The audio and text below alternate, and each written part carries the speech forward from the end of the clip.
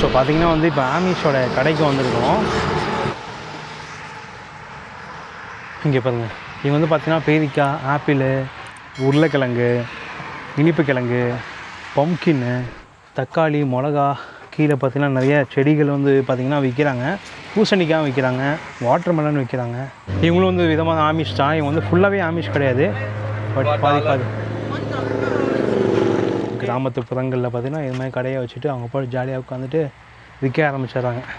நான் வந்தேன், கேஷ் எதுவுமே எடுக்காமல் வந்துட்டேன், பர்ஸ்லாம் வச்சுட்டு வந்துட்டேன். டாலரையும் நான் மாற்றலைங்க, ஈரோஸோடய சுற்றிட்டுருக்கேன். எனக்கு கார்டு தான் எல்லா இடத்துலையும், அதனால் கார்டு தான் பயன்படுத்திகிட்ருக்கேன் ஃபுல்லாகவே.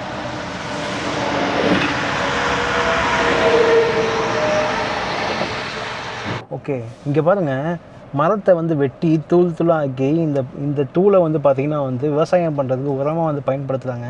அதுக்குமே வந்து பார்த்திங்கன்னா நல்லா காஞ்சி போன மரத்தை கொண்டு வந்து அதை கட் பண்ணி மேலுமே வச்சுருக்காங்க. இதை வந்து கட் பண்ணி அதுக்கப்புறம் வந்து பேக்கிங்கை போட்டு சேல் பண்ண வேண்டியது தான். இதுக்குன்னு தனியாக ஒரு ஃபேக்ட்ரியே இருக்குது.